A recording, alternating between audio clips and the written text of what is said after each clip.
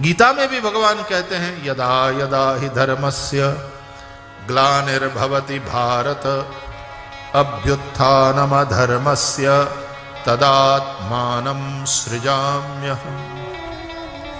और क्यों आते हैं, कब आते हैं, ये पहले बताया कि यदा यदा हि धर्मस्य, तदा यदा यदा हि धर्मस्य ग्लानिर्भवति भारत अभ्युत्थानम अधर्मस्य तदा आत्मानं सृजाम्यहम्। और क्यों आता हूं, परित्राणाय साधूनां विनाशाय च दुष्कृतां धर्म संस्थापनार्थाय संभवामि युगे युगे। जब देखती है विश्व चेतना कि धर्म की हानि हुई है, लोगों के जीवन से धर्म मिटता जा रहा है, वैल्यूज समाप्त होते जा रहे हैं, मूल्यों का ह्रास होता जा रहा है, साधु पुरुष सज्जन लोग दुखी हो रहे हैं और दुष्ट बढ़ते जा रहे हैं और बलवान होते जा रहे हैं, झूठ का बोलबाला होने लगता है, सत्य बेईमानी हो जाता है। और किसी का सत्य के प्रति जब कोई श्रद्धा नहीं रहती, और ये होता है आजकल, लोग नहीं कहते ये कोई सत्यवादी हरिश्चंद्र का जमाना नहीं है भैया, 2 पैसा कमाना है तो धंधे में थोड़ा इधर उधर करना ही पड़ता है, ऐसा मैंने सुना कईयों से। ये कोई सत्यवादी हरिश्चंद्र का जमाना नहीं है। तुम सब सही सही काम करोगे तो भी वो लोग परेशान करते हैं, और इधर उधर करोगे तो भी परेशान करते हैं, और जब बहुत परेशान करते हैं तो उसको दे करके छूट जाओ। भ्रष्टाचार, अनाचार ऐसा बढ़े, सत्ता स्वयं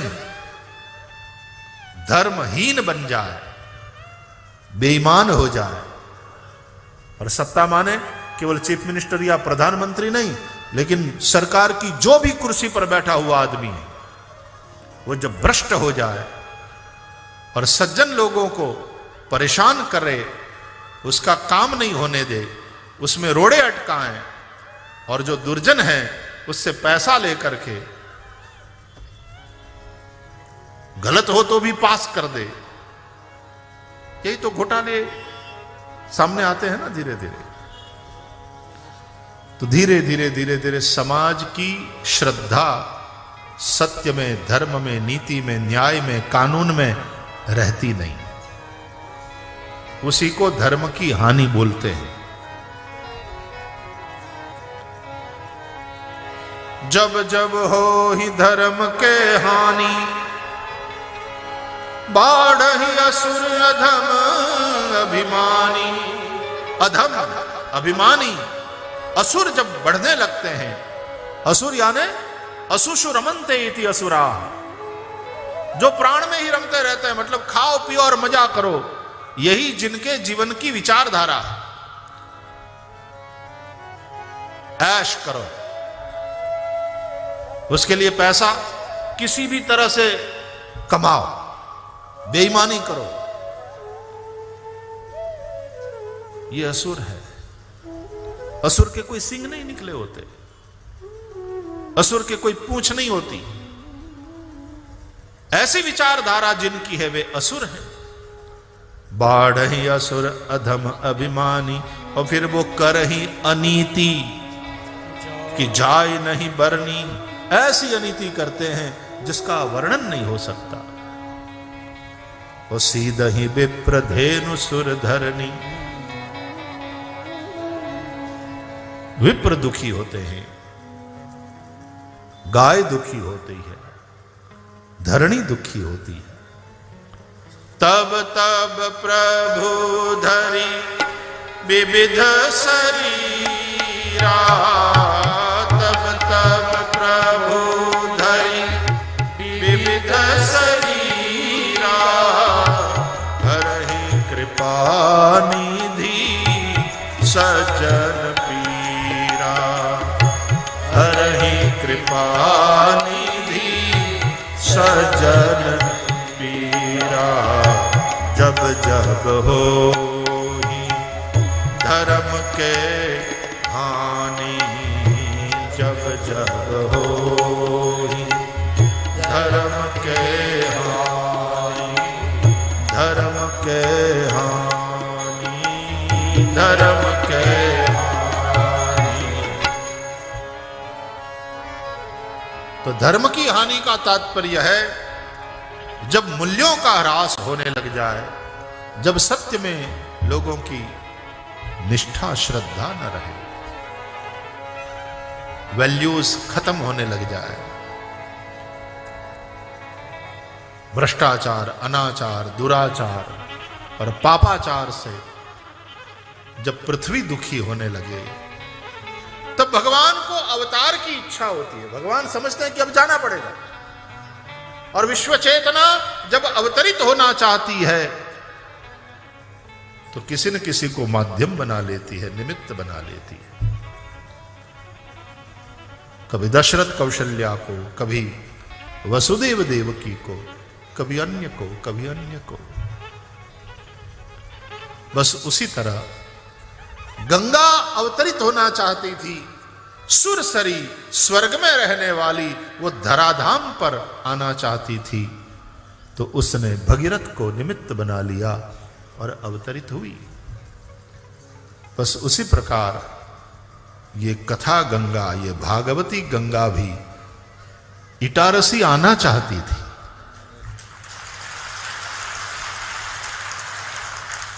तो वो भी किसी न किसी को निमित्त बना लेती है। यहां के थोड़े युवक आए थे सबसे पहले मेरे पास, उन्होंने बात करी और बस वो एक बन गया बहाना, और फिर कोई चाहिए झेलने वाला। तो हमारा अग्रवाल परिवार, भाई संजय, संदीप और संजोग, ये बंधु त्रिपुटी, और फिर मां का आशीर्वाद मिला कि बेटे अपने ही करनी है और फिर पूरा कर लो, ये अवसर मिला है तो निमित्त बन गया। हमेशा याद रखो, प्रत्येक यजमान निमित्त मात्र है, और निमित्त बनकर के ही करो। तो मैं कर रहा हूं ऐसा अभिमान कभी नहीं आएगा। निमित्त मात्रम भव सव्य साचिन। भगवान ने हमें निमित्त बनाया, और निमित्त बने वसुदेव देवकी और कन्हैया प्रकट हुए, तो कितने धन्य हो गए वसुदेव देवकी। निमित्त बने दशरथ कौशल्या और राम प्रकट हुए, अयोध्या पधारे, तो कितने धन्य हो गए दशरथ और कौशल्या। बस ठाकुर जी भी जिसको निमित्त बनाते हैं, इस कथा में यही जीवन की धन्यता है। और कुछ पुण्य किया होगा, इसलिए पुण्य नैव तु लभ्यते। अनेक पुरखों के समय से जो अनेक अनेक पुण्य किए हैं, उन पुण्यों के फल स्वरूप आज ये अवसर मिला है।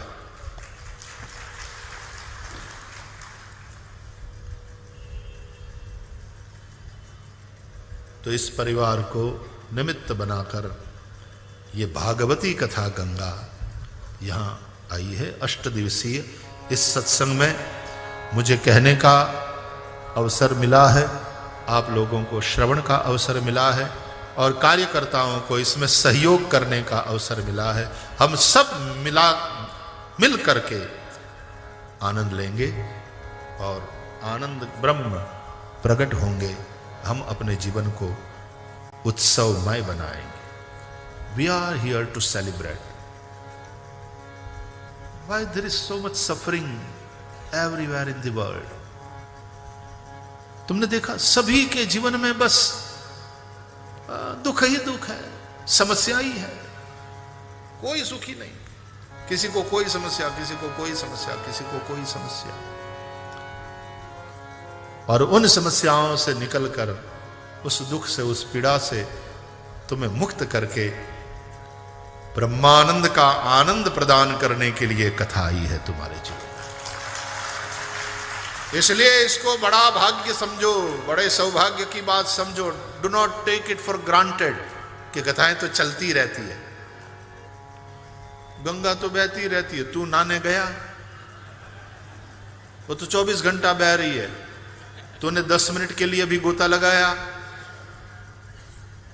लोग कहते कथा तो चलती रहती है, तू कभी जाकर बैठा।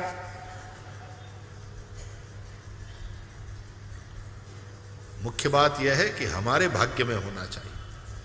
बहती तो रहती है, नहीं तो गंगा के तट पर बैठ करके भी नहाएगा नहीं।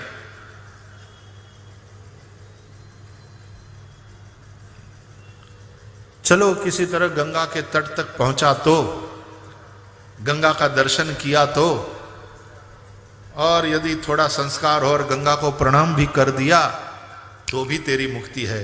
गंगे तव दर्शनान मुक्ति ही। गंगा तो कल्याण करने ही वाली है। स्नान करे, पान करे या प्रणाम करे, सबका कल्याण करने वाली कथा गंगा है। तो जिस किसी तरह से इस कथा के साथ तुम जुड़ जाओ, चाहे जिस रूप में तुम निमित्त बन जाओ, ये कथा तुम्हारा कल्याण निश्चित रूप से करेगी। कथा के प्रारंभ में कथा के महात्म्य का विचार किया जाता है, क्योंकि नियम ऐसा है, जिसमें भी महत्व बुद्धि होती है उसमें तुम्हारा प्रेम होता है। यदि पूछा जाए who is the most important person in your life, सबसे महत्वपूर्ण व्यक्ति कौन है तुम्हारे जीवन में, तो जो सबसे महत्वपूर्ण है स्वाभाविक रूप से उसके लिए प्रेम होगा कि मेरे पति है, मेरे पुत्र हैं, मेरे मां बाप है ना, सबके प्रति प्रेम है। तो जीवन में जिसमें भी महत्व बुद्धि होती है उसमें प्रेम होता है। देखो पैसा में महत्व बुद्धि हुई कि नहीं, और इसलिए पैसों में प्रेम है ना। और पैसा है तो कितना संभाल के रखते हो, और नहीं तो कमाने के लिए कितना मेहनत करते हो। पैसा चाहिए, पैसे का महत्व क्या है समझ में आ गया तो पैसे में प्रेम हुआ। बस उसी प्रकार भागवत का महत्व क्या है ये समझ लो तो भागवत में अनुराग हो जाएगा। फिर जहां भी भगवान की मंगलमयी कथा हो रही होगी तुरंत आप जाकर के बैठ जाएंगे कि हमको तो भगवान की कथा सुनना है, हमको श्रवण करना है।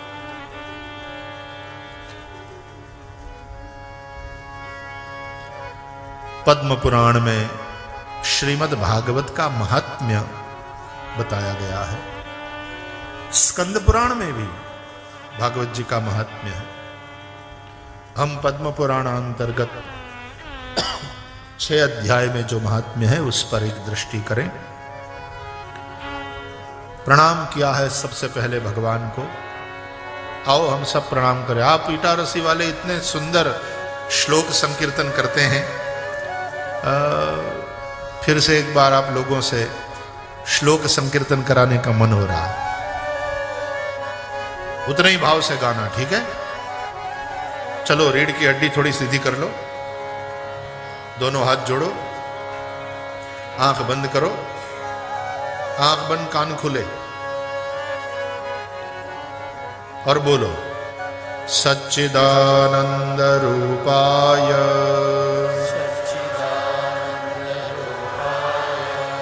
सच्चिदानंद रूपाय विश्वोत्पत्त्यादि हेतवे विश्वोत्पत्त्यादि हेतवे तापत्रय विनाशाय तापत्रय विनाशाय श्री कृष्णाय वयं नुमः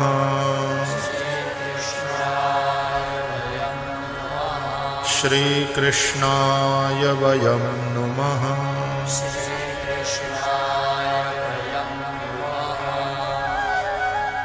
हम सभी श्री कृष्ण को नमस्कार करते हैं। कैसे हैं वे श्री कृष्ण? 3 प्रकार से परिचय कराया। स्वरूप परिचय, सामर्थ्य परिचय और स्वभाव परिचय। ठाकुर जी का स्वरूप कैसा है तो बताया सच्चिदानंद रूपाय, जो सतचित और आनंद स्वरूप है। देखो, सत से ही सत्ता शब्द बनता है और सत्ता का अर्थ अंग्रेजी में तो पावर, लेकिन सत्ता का अर्थ संस्कृत में है अस्तित्व, एग्जिस्टेंस।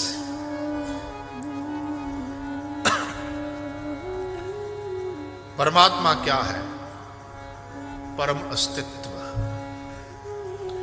ये जो कुछ है, जड़ चेतन, सब परमात्मा ही है। पुरुष एवेदम सर्वम, वेद कहते हैं।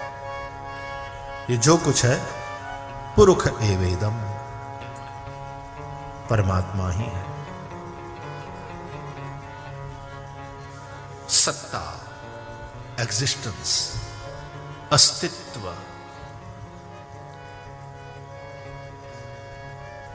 दूसरा शब्द है चिद। सत वो है और चिद जीवंत है। देयर इज लाइफ, जीवन है। और तीसरी बात, आनंद। देखो, सत शरीर है, चिद इसमें चेतना है, और तीसरी बात आनंद। It's not black and white. The life is so colourful.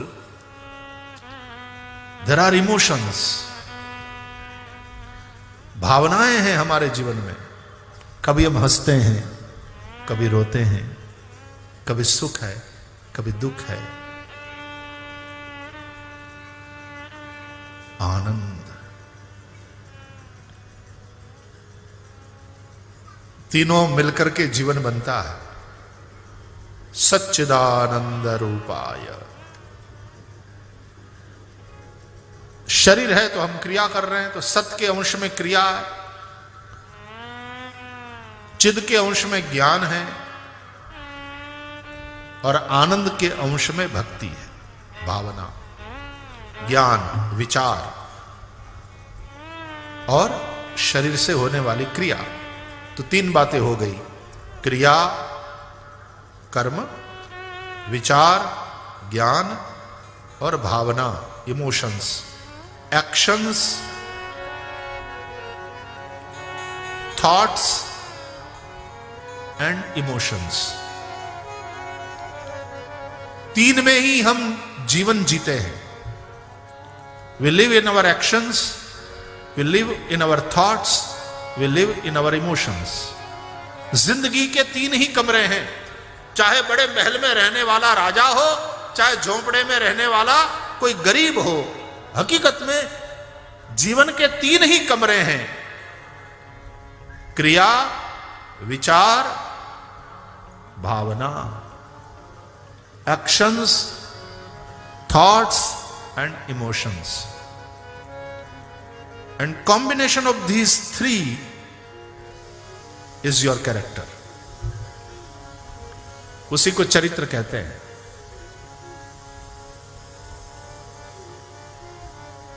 सच्चिदानंद रूपाय श्री कृष्णाय वयं नुमः।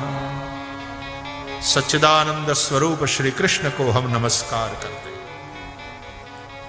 अच्छा, नमस्कार भी करते हो तो कैसे करोगे? पहले 2 हाथ जोड़े, माथा झुकाया और हृदय के भाव को मिलाया।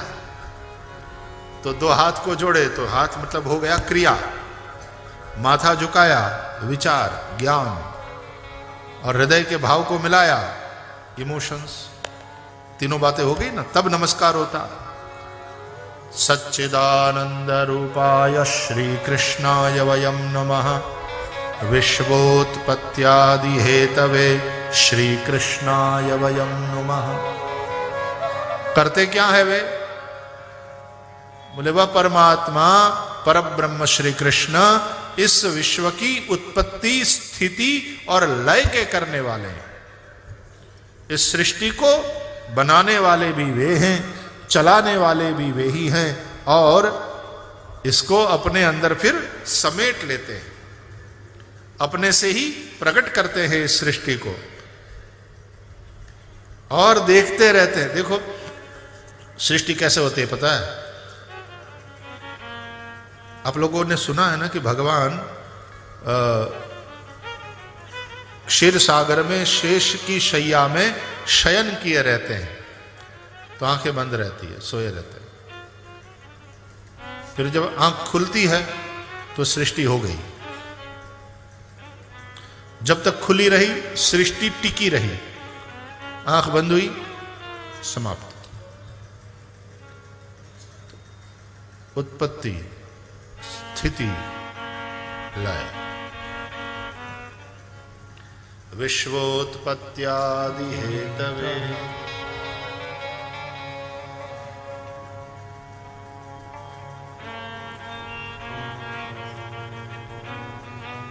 संकल्प से सृष्टि करते हैं। वे संकल्प करते हैं कि मैं एक हूं, अनेक हो जाऊं, एको हम बहुश्याम, और वे एक से अनेक हो जाते हैं, अपने आप को अनेक रूपों में प्रकट करते हैं, पालन करते हैं वो कृपा दृष्टि से। और भ्रुकुटि विलास सृष्टि लय होई, भ्रुकुटि विलास से सृष्टि का लय कर देते हैं। ये भगवान का सामर्थ्य है। देखो ये पंडाल बनाया, कितने दिन तक काम करना पड़ा, ये सारी चीजें लाना पड़ा, कितने श्रमिकों ने काम किया, तब पंडाल बना, मंच बना, व्यासपीठ, बैकड्रॉप, ये सारी चीजें तब तैयार हुई। तो बहुत सारी चीजें लगी, बहुत सारे लोग लगे, लेकिन भगवान ने जब बनाया ये पूरा ब्रह्मांड, न कोई चीज लगी, न कोई लोग लगे, और न समय लगा। संकल्प किया वो, एक हूं अनेक हो जाऊं, और वे हो गए। ये है भगवान की भगवत्ता। अच्छा 5 का परिवार हो तो उसका पालन पोषण करने में भी कितना परिश्रम करना पड़ता है, नहीं? लेकिन भगवान तो विश्वंभर है, पूरे विश्व का भरण पोषण करने वाले।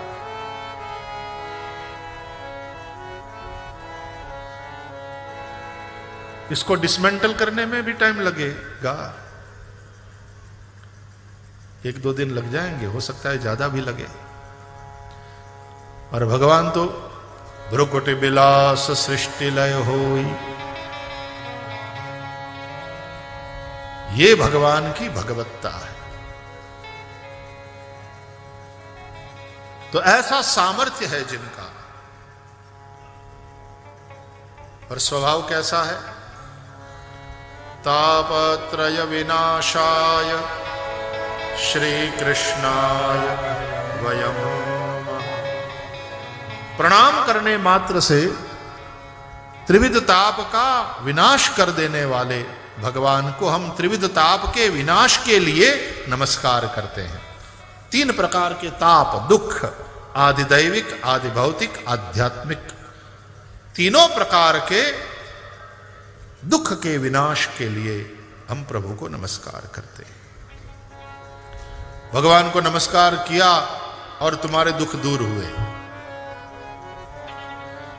और नाशाय नहीं, विनाशाय, मतलब दुख तो नष्ट हो ही जाएंगे, लेकिन दुख का जो कारण है वो भी नष्ट हो जाएगा।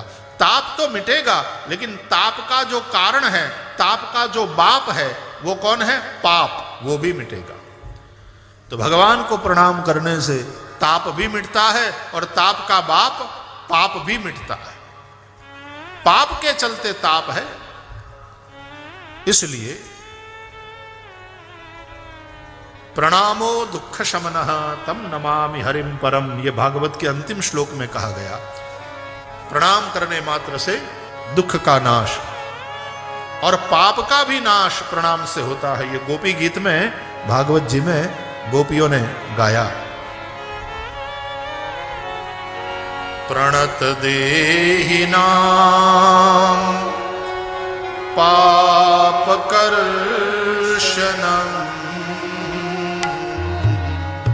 तृणचरा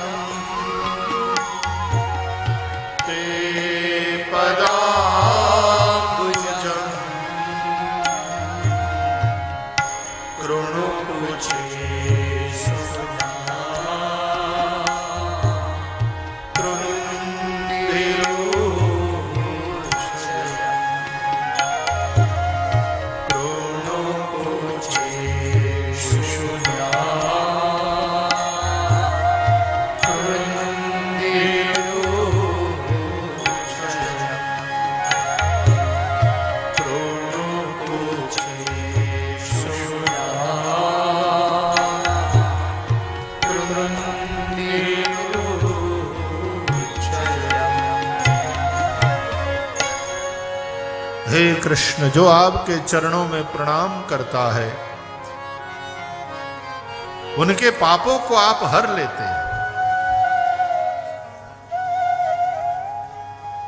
भगवान को किया हुआ प्रणाम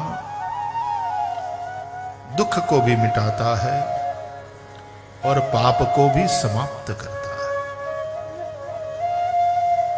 इसलिए हमारी परंपरा है कि हम पूजा, कथा, सत्संग इत्यादि का प्रारंभ नमस्कार से करते हैं। अरे वार्तालाप का प्रारंभ भी हम नमस्कार से करते हैं।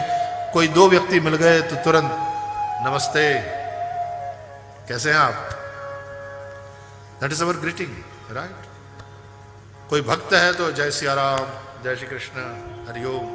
अदरवाइज हर आदमी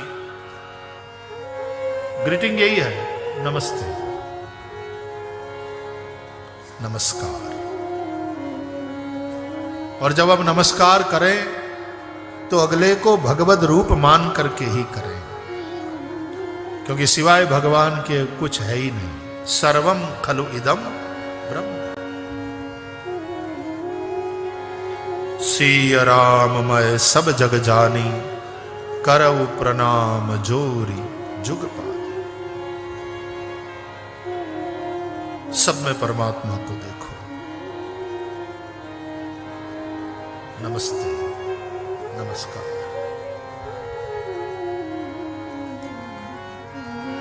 सबको वंदन करता है वैष्णव। सकल लोक मां सहुने वंदे, निंदा न करे के नीरे। वाच काछ मन निश्चल राखे, धन धन जननी तेनी रे। वैष्णव जन तो तेने रे कहिए, जे पीड़ पराई जाने रे। पर दुखे उपकार करे तोए, पर दुखे उपकार करे तोए, मन अभिमान न आने रे। वैष्णव जन तो तेरे कहिए। तो भवानी शंकर को प्रणाम करते हुए नमः शिवाय, नमः शिवाय। चंद्रशेखराय, चंद्रशेखर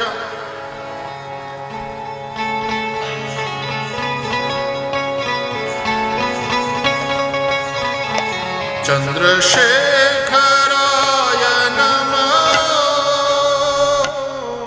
चंद्रशेखराय नमः, चंद्रशेखराय नमः, चंद्रशेखराय नमः, गंगाधराय नमः, गंगाधराय